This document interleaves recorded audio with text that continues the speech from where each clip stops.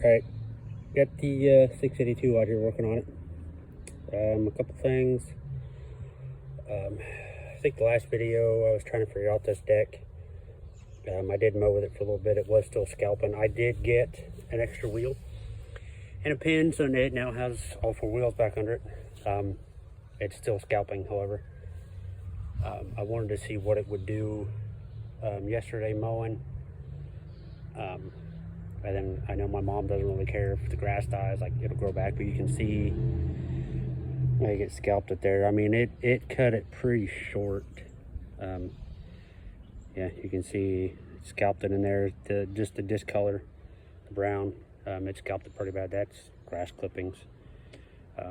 Usually I go back over the yard and mow all the clippings of the outside of the yard, but since that deck was scalping, I'm like, no, I don't want to mess with it. It'll grow back. It'll rain. It'll grow back. It'll be fine. Mostly just wanted to see if the mower deck would work, because this thing is probably most likely going to be going up for sale. And so I want to do anything and everything I can to try to help it, get it figured out. I thought maybe it was scalping because it was missing that wheel, and it's not. It's still doing it. Apparently these things, just the 82 series, they don't lift that high. I have no idea if it scalped when it was on the 1811. I immediately pulled it off when I got it, because again, it was stuck. And so I put that's the 44, which I'm trying to get another one of those. I missed a really nice 50-inch four-wheel. I don't really need a 50-inch deck, but it would have been nice to have one. You know, I would like to find somebody's yard close by I can mow, just so I can use these things, because again, it takes me like 20 minutes to mow this yard. So again, it's not a big yard. I could push mow it in like an hour. I mean, it does not take that long. But back to the 682 here. I'm trying to stay on topic with these videos, but I get lost.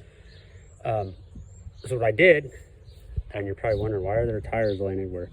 So I actually swapped the front axle. This is not a super front steer axle. I have some of those. There's actually 3 of them sitting behind those tires.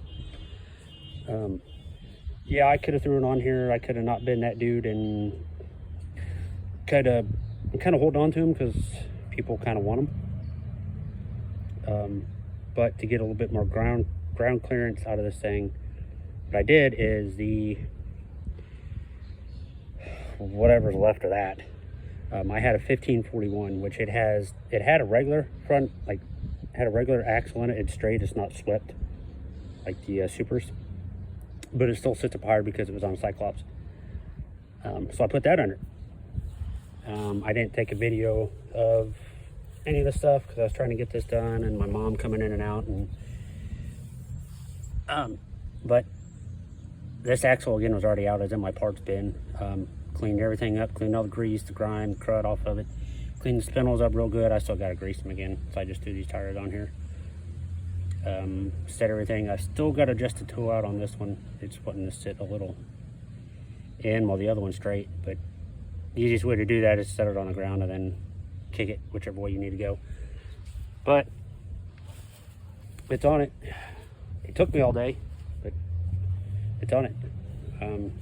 Like I said, those were the tires that were on it. The axle, front axle that came out from under it, it's sitting right here. I'll pull the spindles off of it because they are still 3/4 inch spindles. They're still good, and then the front axle and everything is still good. So if I ever decide I want to put 3/4 spindles on the 1811, it's there. Heck, I could probably even put it on here. I'd have to swap axles, but I mean, power steering ain't gonna know the difference. So yeah, I'm gonna get it buttoned up, get everything tightened down, and like I said, it should probably be up for sale. Still kind of working on the deck. The bearings in that top spindle there are kind of trash. I could either pay $120 for a new spindle, I can pay $30, knock the bearings out and replace them. So probably see if I can't knock the bearings out and replace them. Yeah, that's it for the 682 right now. Really hate to see this thing go. That KT runs good. I was pushing it towards the end. I'm mowing just to try to see. I'm like, no, we'll see if it gets hot, if it starts losing oil pressure, and it didn't.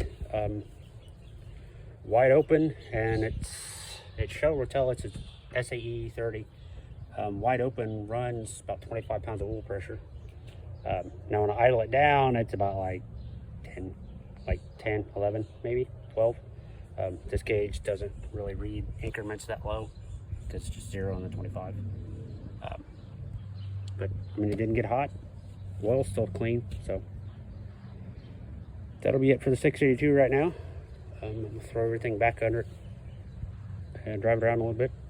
And yeah, thanks for watching. Go watch the other videos. Keep me updated on as I get more and more of this buttoned up and taken care of, and then probably list it. So yeah, thank you.